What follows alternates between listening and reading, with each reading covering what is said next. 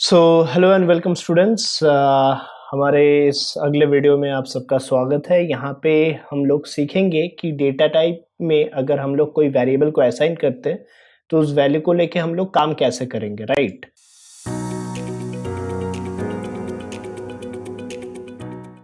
तो last video में हमने देखा कि डेटा टाइप क्या है, क्या उसके अंदर कैसे वैल्यू को स्टोर करते हैं। अभी आज पहले हम लोग एक प्रोग्राम देखेंगे कि उसमें स्टोर कैसे की करके उसको प्रोग्राम में काम करवाया कैसे जाता है। तो पहले फॉर एग्जांपल हमने जाना था कि इंटीजर और स्ट्रिंग और फ्लोट तीन टाइप के डेटा टाइप होते हैं। तो इंटीजर को शॉर्ट में हम लोग बोलते हैं इंट, और उसके बाद अगर मैं ए लिखता हूं तो आपको क्या लगता है कि ये मैंने गलत लिखा है या सही लिखा है? पहले आप ये बताइए। इंट ए मैंने ये बात लिखा है। अगर आप लोग सोच रहे हो कि हाँ, मैंने लास्ट वीडियो में इसलिए बोला था कि इंटीजर में हम लोग सिर्फ नंबर को ही स्टोर करवा सकते हैं, लेकिन यहाँ पे मैंने क्या लिखा है, यहाँ पे मैंने ए लिख दिया है। तो ऑब्वियसली ये गलत है, राइट रॉन्ग। ये क्यों गलत नहीं है? अगर आप सोच रहे हो कि ये गलत है तो लॉजिकली आप लोग सही सोच रहे होंगे, क्योंकि मैंने बोला था ही वो कि इंटीजर में हम लोग नंबर ही सिर्फ रख सकते हैं, कोई भी अल्फाबेट्स या अल्फाबेटिकल वैल्यू नहीं स्टोर किया जा सकता। लेकिन यहाँ पे ए क्यों मैंने लिखा है और ये सही कैसे है? इसका मतलब है ये कि सपोज किसी इंसान का नाम अगर कुछ रखा जाता है तो वो इंसान वो नहीं बन जाता। सपोज आपका नाम सूरज है तो आप सूरज तो नहीं हो, आप तो इंसान ही हो, राइट। लेकिन ये उसका नाम दिया गया है। वैसे ही इंट में हम लोग एक वेरिएबल को असाइन करते हैं जिसका नाम है ए। ये है हमारा वो वेरिएबल, ठीक है, ये है वो वेरिएबल। अब इसके बाद ए के अंदर जो वैल्यू जाएगा उसको हम लोग नंबर ही हमें लेना पड़ेगा। तो इसके अंदर जो वैल्यू है, ए के अंदर जो वैल्यू है ये 5, ये ऑब्वियसली यहाँ पे इसलिए नंबर है।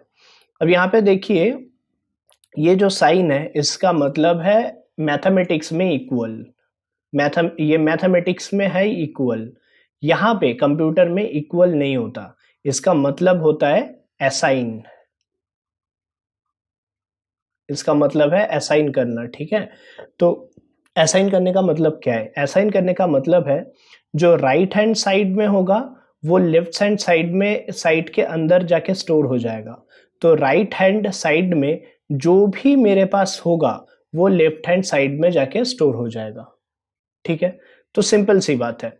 तो अगर मैं ऐसा लिखता हूं कि कोई भी एक कोई एक वेरिएबल का नाम और यहाँ पे कोई एक वैल्यू, तो इसका लिटरल मीनिंग है कि राइट हैंड का साइड का जो वैल्यू है वो लेफ्ट हैंड साइड के वैल्यू में वेरिएबल के अंदर स्टोर होगा। तो ये एक कंटेनर की तरह काम करता है जो लेफ्ट साइड में होता है। तो ये एक कंटेनर की तरह काम करता है और ये एक ऑब्जेक्ट की तरह काम करता है, ठीक है। ये ऑब्जेक्ट इसके अंदर जाके स्टोर हो जाएगा। तो सिंपल सी है। अभी एक एक हम लोग प्रोग्राम देख लेते हैं ताकि हम लोग को और भी ये क्लियर हो जाए, आसानी से हम लोग समझ पाए। तो एक प्रोग्राम हम लोग पहले लिख लेते हैं। वही हम पहले लिखेंगे हैश इंक्लूड stdio.h, फिर hash include conio.h, void main। यहाँ पे हम लोग पहले लिख देते हैं CLR SCR, और यहाँ पे हम लोग लिखते हैं इंट a, ठीक है। और यहाँ पे मैं गेट ch देके इसको बंद करके क्लोज कर रहा हूँ। अब इसका मतलब क्या हुआ? इसका मतलब है कि मेन के अंदर मैंने एक वेरिएबल तो लिया है जिसका नाम है a। अब उसको लेके करना क्या है तो उसको देख लेते हैं। जैसे कि हमने अभी समझा, a इज इक्वल टू हम लोग लिख सकते हैं कोई भी वैल्यू लाइक 15, और यहाँ पे a के अंदर वो 15 चला गया। Now I have to print it. So how can I print that? तो प्रिंटफ देके मैं एंटर दे रहा हूँ, एक जगह छोड़ रहा हूँ। इसका मतलब ऐसा नहीं कि ऐसे ही लिखना पड़ेगा, आप लोगों को क्लियरली नजर आए इसलिए मैं उसको थोड़ा सा जगह रख रहा हूँ यहाँ पे। तो मॉड डी, उसके बाद यहाँ पे मैं ए लिखता हूँ, और अगर मैं इसको रन करवाता हूँ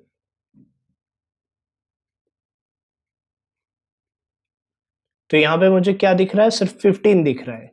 अगर मैं यहाँ पे लिख देता हूँ value is equal to mod d और मैं अगर रन करवाता हूँ तो मैं देख पा रहा हूँ कि वैल्यू इज इक्वल टू 15 मेरे पास आउटपुट आ रहा है। अब आप लोग सोच रहे हो कि printf के अंदर मैंने इस तरह से क्या लिखा है और mod d क्या है, ए को बाहर क्यों लिखा है, ये सब बहुत सारे क्वेश्चन आ रहे होंगे। तो ये वाले लाइन को हम लोग क्या करते हैं, हम लोग लिख के साइड में इसको समझते हैं कि इसको करना क्या है। ओके, सो इसको हम लोग साइड बाय साइड समझते हैं। वही चीज यहाँ पे पहले लिख लेते हैं। तो हमने लिखा क्या था, हमने लिखा था int a is equal to 15 और printf यहाँ पे मैंने लिखा था mod d और a। ठीक है, ये मैंने लिखा था। अब आप लोग अगर सही से समझ रहे हो तो इसका मतलब है आपको ये पता है कि printf के अंदर जो भी लिखा होगा वो लिटरली वही प्रिंट करवा देगा। तो इसके अंदर मैं अगर a ऐसे लिखता तो आउटपुट क्या आता, आउटपुट आ जाता a। ऑब्वियसली a के अंदर का वैल्यू तो प्रिंट नहीं होता। printf का काम है कि इसके डबल कोट्स के अंदर जो भी कुछ है उसको एज इट इज प्रिंट करवाने का काम है printf का। लेकिन मुझे a का वैल्यू चाहिए, इसका इसलिए हमने ये डबल कोट्स जो दिया हुआ है इसके बाहर हम लोग यहाँ पे लिखते हैं जो कि है हमारा वेरिएबल का नाम। So this is my variable and that's why this is outside from this double quotation. Okay, तो डबल कोट्स के बाहर हमें लिखना है और यहाँ पे जब हम लोग बाहर लिख रहे हैं तो इसके अंदर क्या खाली रहेगा, नहीं, खाली नहीं रह सकता।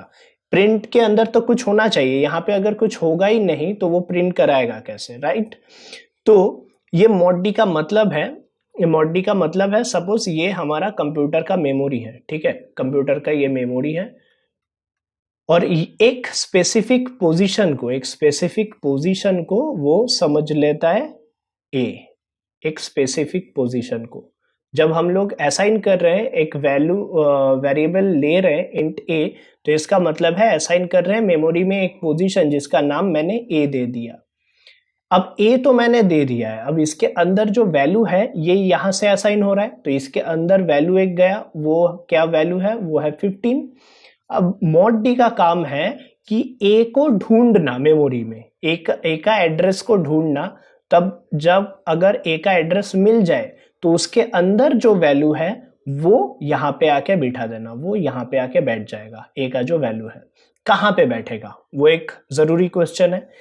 जहां ये mod d होगा वो mod d को रिप्लेस करेगा और यहाँ पे बैठेगा। अब इस साइन को यहाँ पे mod बोला जाता है, क्यों बोला जाता है वो हम लोग बाद में जानेंगे। तो ये है mod d और mod d की जगह पे वो रिप्लेस करके एक खुद वहां पे बैठेगा और अपना वैल्यू हम लोग को शो करवाएगा printf के जरिए, राइट। सो ये प्रोग्राम देख लेते हैं। प्रोग्राम में भी कुछ वैसे ही हो रहा है। हम लोग देख पा रहे हैं कि यहाँ पे हमने a इज इक्वल टू 15 लिखा था और printf के अंदर मैंने value is equal to mod d लिखा है। printf के अंदर कुछ भी लिख सकते हैं। जब हमने सिर्फ mod d लिखा था तो क्या हो रहा था, सिर्फ a का वैल्यू प्रिंट हो रहा था। सही तरह से यूजर को भी समझ में आना चाहिए कि क्या हो रहा है, तो इसलिए मैंने यहाँ पे वैल्यू इज इक्वल टू लगा दिया है ताकि यूजर को समझ में आए कि हाँ वैल्यू इज इक्वल टू 15 है। और mod d का जगह में तो a का वैल्यू बैठ ही जाएगा। तो इसको हम लोग जब रन करवा रहे थे तो ये क्या आ रहा था देख लेते हैं। तो ये हम सिंपली रन करवा के वैल्यू इज इक्वल टू 15 हमें मिल रहा है, right. So that's a simple thing. तो ये हमें समझ में आ गया कि कैसे इसको लेके काम करना है, कैसे वैल्यू लेना है। चलिए एक छोटा सा प्रोग्राम और देख लेते हैं, उसके बाद हमें पूरा ये क्लियर हो जाएगा। सपोज यहाँ पे मुझे दो वेरिएबल लेना है और दो वैल्यू प्रिंट करवाना है। तो a और b हम लोग ऐसे कॉमा देके लिख सकते हैं। ऐसे कॉमा देके हम लोग कितने भी वैल्यू ले सकते हैं और वेरिएबल का नाम कुछ भी ले सकते हैं, कुछ फर्क नहीं पड़ता। तो मैंने यहाँ पे ले लिया ट्री और एक ले लिया प्लांट, ठीक है।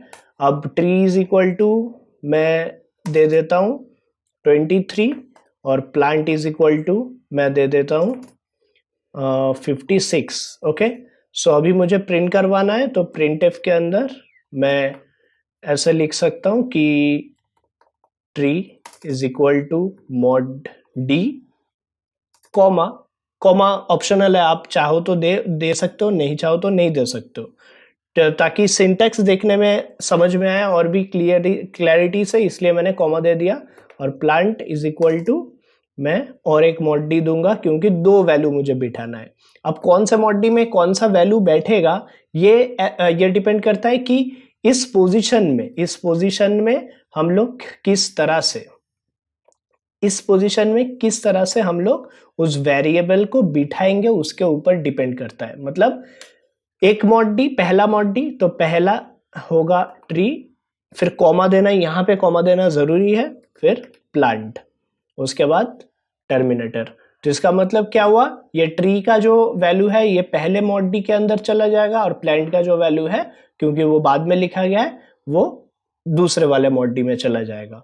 और ऐसे हम लोग दोनों वैल्यू को एक साथ देख पाएंगे। तो रन करवाते हैं इसको, और यहाँ पे मैं देख पा रहा हूँ कि ट्री इज इक्वल टू 23 और प्लांट इज इक्वल टू 56 मुझे दिख रहा है। कैसे, जिस तरह से हमने लिखा था यहाँ पे एग्जैक्टली उसी सिंटैक्स से ये हमारे सामने शो कर रहा है। तो होपफुली आपको ये समझ में आया होगा। नेक्स्ट वीडियो में हम लोग जानेंगे ऑपरेटर क्या है और उसको लेके कैसे काम कर सकते हैं, डेटा टाइप के अंदर कैसे वो काम करता है। So that's it for this video. अब अगर आपको समझ में आया हो तो आप लोग कमेंट करके बताइए, ठीक लग रहा हो तो लाइक कीजिए, शेयर कीजिए, सब्सक्राइब कर देना मेरे चैनल को। और अगले वीडियो में हम लोग देखेंगे कि इसको ऑपरेटर के साथ कैसे काम करवाते हैं। अगर कोई डाउट है तो वो भी कमेंट कीजिए, मैं बता दूंगा, कोई प्रॉब्लम नहीं है। ठीक है, ओके देन, गुड बाय।